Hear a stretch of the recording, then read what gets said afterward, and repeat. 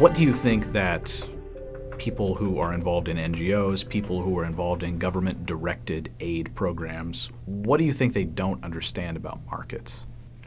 The understanding of markets that a lot of people overlook is their ability to effectively allocate resources to those who value them the most. And ultimately what economic development requires, and by economic development I mean increase in standards of living, is continually reallocating scarce resources to new and better uses.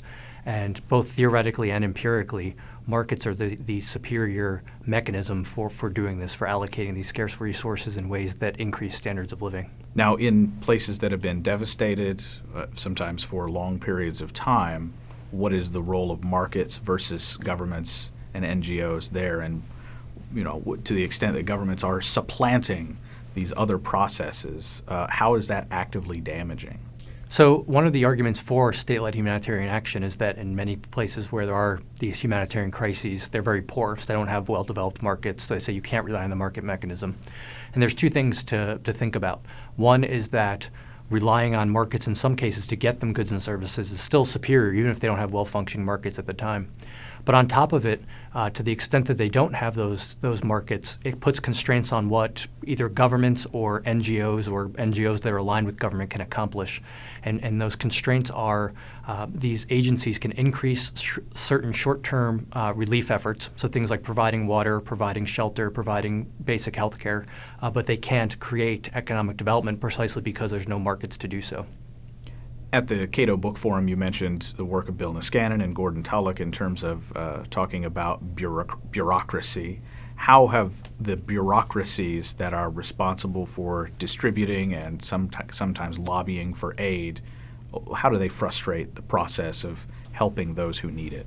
Well, state-led humanitarian action is dominated by bureaucratic structures, top-down, large-scale bureaucracies. And Niskanen and Tullock's work is so important because it sheds light on how these organizations operate. And they made a couple really important points for the context of understanding humanitarian action. For instance, Niskanen and Tullock emphasized that bureaus, because they're nonprofit, the way they judge success or failure is by the size of their discretionary budget and by the number of subordinates that are working for them. So what you tend to see in government agencies, because of this benchmark of success, is a constant expansion in a push for more money, undertaking more activities, and getting more people to work with you and for your agency. And so this is the driving factor behind mission creep, which is a bureau starts out with a relatively narrow, well-defined goal, and before you know it, their portfolio of activities has expanded to such an extent that they're no longer undertaking activities related to their core initial mission. On top of that, the other interesting thing that Niskanen and Tullock emphasized was the idea that precisely because bureaus are driven by budgets, the size of their budget, they have an incentive to spend down money quickly to demonstrate to legislators and to the public that they need more money to accomplish their goal. This is problematic because, number one, you get massive waste, which is taxpayer money, but in some instances, holding off from spending money and either taking a second look at projects or saying that's not a good investment, I'm going to hold this money back until a good investment comes along, would be the preferable course of action. But what happens because of the incentives that bureaucrats face is they'll tend to spend money now as quickly as they can, even if it is on projects that don't generate a good return on investment. And so you have this combined outcome of bureaus continually trying to push to expand their activities and trying to spend money as quickly as they can in order to secure larger budgets. And the combination is hubris, in that bureaus take on more than they can possibly accomplish, and waste. You use a quote from Hillary Clinton that you say sort of encapsulates part of the problem here, and it's the idea that with enough will, with enough funding, we can get what we want accomplished. There are a lot of parallels here. You talk about mission creep, you talk about this. It sounds a lot like foreign interventions that the U.S. military has gotten involved in as well. You've written about that. What are the strong parallels that you draw out here? Well, as I started looking into this topic of humanitarian action, I was focused mainly on short-term relief efforts, but I quickly realized that they collapse into longer-term development efforts and military interventions. And what's happened over time is that the U.S. government, for instance, through USAID, has gotten involved giving short-term aid to countries, but then you kind of get stuck in a situation where you say, okay, now what? And so what happened over time was people in the aid community said, well, we can't just stop at short-term relief, we have to help them develop. So then it turned into providing development aid as well. Then, especially in the post-9/11 world, what happened is defense initiatives became the centerpiece of U.S. foreign policy, and then diplomacy and development efforts became subsumed by defense and became part of it.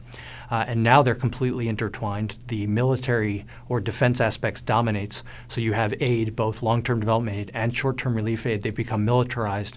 And what I mean by that is the military is active participants in deciding how the money is allocated. But more importantly, the money is not allocated to those who actually need it the most, but instead based on political objectives dealing with national security and defense issues. You said that the solutions that have been offered for decades, Bill Easterly has written a lot about this as well, not just failures, but also the actively damaging process of a lot of aid and how it gets distributed. What is the answer for these seemingly intractable problems? So the typical solution is to come up with a new and better way of using aid to reform government bureaus and spend aid in a smarter, more intelligent manner.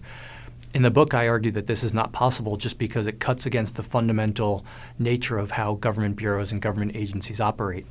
So what's the solution? Well, what I argue in the book is that really we need to focus on increasing the scope of economic freedom that face individuals who are suffering around the world.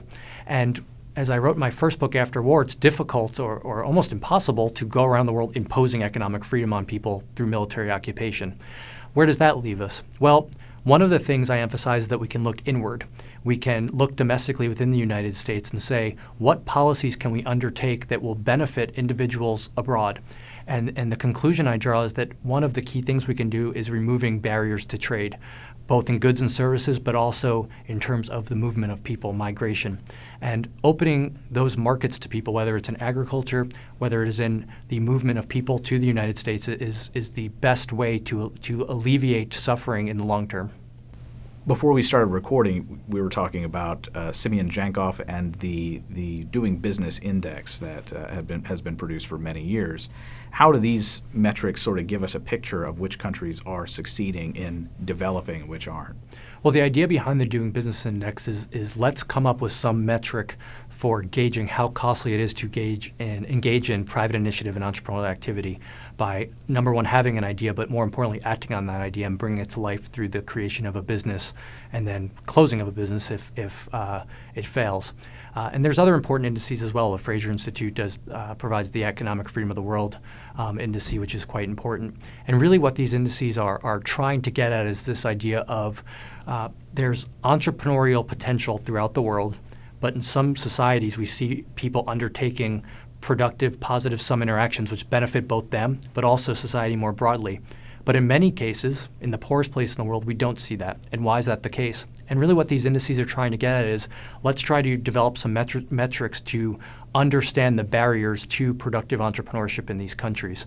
Because really the goal is not planning entrepreneurship, not creating development through some government agency, but rather creating a broad environment that allows private individuals to both be alert to opportunities, but also exploit those opportunities which they can imagine. Government-led aid, you say the people in charge of these operations typically don't really understand very well the role of markets. Aren't they strongly incentivized not to understand that role, or at least to minimize the impact that markets can have to promote well-being?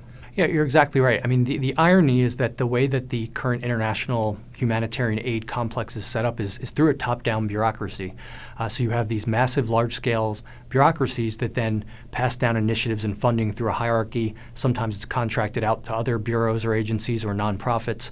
And really, the irony here is that the way that aid is carried out mimics central planning. So really, in some sense, when they pay lip service to markets, what they're trying to do is centrally plan markets. But markets are desirable precisely because no one has to centrally plan the outcome of markets.